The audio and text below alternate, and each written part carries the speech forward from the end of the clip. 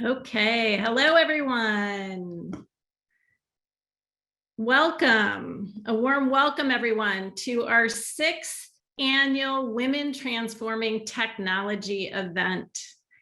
My name is Betsy Bland and I am a managing director at Workday Ventures, and we are thrilled, absolutely thrilled to be a platinum sponsor. We are so proud to sponsor this event that is built by the community and for the community. It's an event that is supporting a diverse tech community, an event where over 50% of the speakers in the next 2 days are women of color. The Women Transforming Technology event has grown now from a 400-person event on VMware's Palo Alto campus, I was there, to last year's first ever fully virtual WT2, where we had over 5,000 participants from 30 countries join. And today is very special because we are here at our first ever Career Exploration Day. This day is about ensuring all of us can have a thriving career in technology, and it is about investing the time in ourselves. So I want to remind all of you that if you are actively seeking a job, please add your resume to our resume database at womentransformingtechnology.com. Again, womentransformingtechnology.com. Our sponsors are all actively hiring, including Workday, and we will be looking at these resumes. So without further ado, it is my pleasure to introduce Olivia Shen Green, VMware's Senior Director of Diversity, Equity, and Inclusion. Olivia is a leader who thrives at the intersection of data, storytelling, and evidence-based solutions. At VMware, her mission is integrating DEI not only into people processes, but also into business solutions. She is a strategic advisor for the VMware Asian Power of Difference group and is the VMware board chair for the cross-industry DEI board. Previous to VMware, she was the head of diversity, inclusion, and happiness at Logitech, where she formed and led the company D&I strategy globally across 9 brands. Her passion for leading fast-paced inclusive change has been employed leading engineering product teams, supply chain, and acquisition integration internationally. She also holds a master's in management science and engineering from Stanford University and a BS in industrial engineering from Cal Poly San Luis Obispo. And on her bucket list, meeting a quokka in real life. If you don't know what a quokka is, don't worry. I didn't either. Quick Google search will get you right there. She lives in the San Francisco Bay Area, and her love language is tech gadgets. Olivia will give us a little more context to the day and share some of her stories on changing jobs during a pandemic. So please join me in a warm welcome to Olivia. Thanks so much, Betsy. Hi, everyone. So the pandemic has brought a lot of change. Job loss, job changes, relocating, caregiving, teaching kids academic subjects, becoming a vaccine appointment hunter. And on a more serious note, we've been coming to grips with the impact of systemic inequality, dealing with COVID surges. It has been a year. And as a global community, we're all experiencing this differently. I want to give a special shout out right now to our friends and colleagues in India, Brazil, Turkey, Costa Rica, and Canada, and all of you around the world who are dealing with COVID surges right now. Our hearts are with you. So now, among all the things that I mentioned, there's one thing that we at WT2 thought we could really help with: jobs and career navigation. And that's why we expanded the conference to 2 days to add Career Exploration Day. I saw a question in the chat about, hey, do you feel with working from home and the pandemic that career exploration is getting limited? And I would say probably not limited, but just different, right? You'll want to look at the trends in your area of expertise and figure out what opportunities there are. E-commerce, security growing like crazy. And I would say, being a supply chain wonk from my previous years, like 2 years ago, there's no way I would have thought that cold chain, right? Cold supply chain, where you're moving things at a certain temperature around the world quickly, would be the focus of such intense interest as it is today to move all those vaccines around the world. So yes, the opportunities are out there. Making investments in your career during a pandemic may be a little different, but you can do it and it's worth it. I'll share a little of my own story in hopes that it is helpful. I joined VMware in December of last year. I went through the job search, interview process, and onboarding to a new company virtually and during a pandemic. I started thinking about making the change in January of last year. I'd been at my last company for 6 years and felt like I'd accomplished the goal I set out to do, which was to establish a strong diversity, equity, and inclusion practice from scratch. It was time to try something different. I started thinking about it, and specifically that I wanted to spend more time working with business leaders on integrating diversity and equity and inclusion into their everyday business. So not just people processes, but like we're building products, how we're doing finance, all those sorts of things. But that meant I would need to join a company with a mature practice because there's a lot of groundwork that needs to be done before you can start that type of work. And then the pandemic hit. And as Betsy mentioned, I was the head of diversity, inclusion, and happiness at my last company. And I was like, oh, okay, let's time out. Let's stabilize employee happiness before I look at moving on. So fast forward into the summer, I started taking a few calls from recruiters. I started getting excited again about making the change. And here's where I got distracted by shiny objects. I started talking to a lot of companies and I was like, oh, really excited. And then I'm like, wait a minute. Like several of these companies, they want me to start a diversity, equity, inclusion practice from scratch. I'm like, that wasn't where I was going to go. So I had to go back to sort of what were my original goals and be deliberate about the work I wanted to do and share that with my friends and colleagues so they could be on the lookout for me. So fast forward to today, I'm focused on go-to-market and helping diversity, equity, inclusion come alive with that business. So as you go about today, be intentional. Think about what environment you want to be in, what challenges you want to undertake.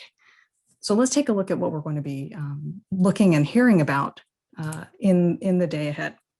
So first half of the day is going to be about job hunt fundamentals, about spiffing up your resume, rocking LinkedIn, mastering interviews. It'll be a really great opportunity for you to sort of brush up on all those skills. I'll give you my favorite tip from when I was interviewing last year. It was provided by my VMware recruiter, actually, Danielle French. She said, put your key points on Post-it notes, right? And stick them around your monitor. So this is actually a great advantage of interviewing virtually than interviewing in person. You can't put Post-it notes on the person who's interviewing you. I would encourage you to think, oops, excuse me. Let me go back. I would encourage you to think about what key points you want your interviewer to remember about you. And it can be different for different people. And then you can write that down, stick that note, that final thing that you want them to take away, like right by your webcam, and then, hit that message when you're finishing off that interview. And I'll also do a shout out to hiring managers. Brushing up your LinkedIn profile and other social media is a smart thing to do as you're seeking candidates. I definitely checked out my manager, Shanice Woodland's Twitter feed before I met with her for the first time. You'll hear her open tomorrow's session. You never know what will attract a great person to your team. So the second half of the day is going to be about following your curiosity. It's filled with speakers and workshops that offer insights on career resilience. So think of this as the choose your own adventure part of the day. Be curious, investigate the possibilities that are in front of you. From a skill building perspective, a couple of examples are around leadership, differentiating yourself. There's sessions on compensation and negotiation. On the career path side, there's sessions on open source, moving back and forth between technical and non-technical roles, supply chain, product management, and more. So as Betsy mentioned in my bio, I've worked across a lot of different areas: engineering, supply chain, mergers and acquisitions, and HR. I get a lot of questions about that. Why and how are primarily the questions. Like, why did you work in so many different areas? And I would say the big why probably goes back to my engineering roots, which is I love solving interesting problems. And I was willing to move around to get a chance to work on those interesting problems. And obviously, some conditions had to be met. I had to have enough transferable skills and a manager who was open-minded about hiring someone with a different kind of profile. And then the how, like, Olivia, how did you manage to move from group to group? I'll tell you, like, the number one thing is being clear on what you want and then telling people what you're looking for, because most people are very interested in helping you. So when you're really clear about what you're interested in, you make it really easy for them to help you. So that's one thing. And the other one is it's a strong network. So with the exception of my first job right outside of college, every role change that I made had some kind of network touch to it. So what does that mean? What does a network touch mean? So a heavy touch was, in one case, my hiring manager knew me, right? The medium touch, which is the majority of my moves, were like a coworker's like, hey, I know the hiring manager, I'll give you a strong recommendation. And then the light touch was like, hey, I saw this job rec, I think you'd be a good fit. So I'll ask you in the chat if you want to throw in there, how many of you have at least gotten one job through your network? It's the good news is that a lot of these network touches are not like, you don't have to be like the member of some exclusive yacht club or something like that, right? It's like my network and my network touches, all except for one who was, a friend from Cal Poly, were all coworkers who saw my work, knew I did good work, and then knew what I was looking for. Nietzsche Pellman, who is the CEO of Climb Higher, which is a nonprofit that prepares working adults for entry-level tech jobs, she has this great saying, which is, a strong professional network is a luxury good. And women, underrepresented minorities, immigrants, first-generation folks in college, they have differently shaped networks that sometimes aren't optimized for professional growth. So this is your opportunity today. Meet some people, follow some folks, make connections, spend time growing and maintaining your network. And if you have a great network already, make a conscious effort to grow the diversity within your network so you can help others. So speaking of others, I thought I would share my top tips for changing roles virtually. So here are some thoughts. First of all, do a soundness check. When I used to interview years ago, when I used to interview in person, right, I could learn a lot from the physical environment when I went to a company. I would look at how folks would treat lobby receptionists, what posters were in the break room, what's the general environment like, even like the parking lot, how people were like going and coming from work would give me an idea of what it was like. You don't get any of that when you're interviewing virtually. And everyone's on their best behavior when they're like talking to you in a box like for 30 minutes. So I wanted to make sure that my new company's externally stated values were like truly what people were striving for internally. So I did my own soundness checks. Like I talked to friends of friends. Like I even hunted down a neighbor. I'm like, hey, you work at VMware, right? Can I ask you a question? It was a game changer in my comfort level for making the change. The next thing I would say, make a good farewell, invest the time in actually saying goodbye rather than being in working meetings until your last day and sort of pushing end meeting. Now, obviously choose what works for you. I'll give you what I did. I held a Zoom party. I had a friend DJ, and then we had some, I put some blank digital coloring pages. I shared it up on Zoom, and then people use the annotation feature in Zoom to sort of color in the pages. And we had like a coloring party. We hung out together and we chatted, and we just had a good, people could drop in and drop out really easily for that. So if you've had a great Zoom party experience, please share like in the chat. What did you do? What would you suggest just for a fun time? It doesn't have to be a goodbye party. And I would also say in terms of making a good farewell, do one-on-ones to say goodbye. And a lot of people cried in these one-on-ones. It was not because I was leaving, okay? It was honestly because I said 3 words, and it was, I appreciate you. And just that experience of seeing people's emotional reactions to those words was like a sign to me. I'm like, wow, we are all starved for appreciation, recognition, and praise right now. It is a tough tough situation we're all in right now. And the opportunities to give great feedback and praise and all those sorts of positive feedback loops, they're less now because, you know, oftentimes you like when you're packing up and moving conference rooms or whatever, you would say at the end of a meeting, hey, great job, great presentation, great comment, right? And a lot of that is missing now in those sort of liminal spaces between meetings. You're just like hitting end and then you're clicking on your next conferencing link. So whether you're changing careers or not, I recommend adding more appreciation and recognition into every interaction you can. My next little tip here is mark the change. So week 1 at VMware was awesome. Week 2, the adrenaline started wearing off. Week 3, I was like, where am I? Who am I? What am I doing? What company am I working for? And I realized, you know, it's really disorienting to sit in the same chair at the same desk with the same view and make the mental shift to a completely different company. So I like rotated my desk. I like put a little sign up on my wall that said, welcome to VMware. Like I bought like swag so I could have physical artifacts of my new company, like just to help me make like some physical reminders of like the mental change that I had made. And then my last little tip here is keep former colleagues close and find some virtual break room buddies. It's never easy to start a new job. It's even more difficult to do it without the hallway chatter and the energy from new physical environments. So keep in touch with your friends and your former colleagues who will remind you why you're great. Find people at your new company that you don't work with directly, right? So my HR newbies group is like so great. We all joined at the same time. Join an employee resource group. Give yourself the luxury of friends at your new company.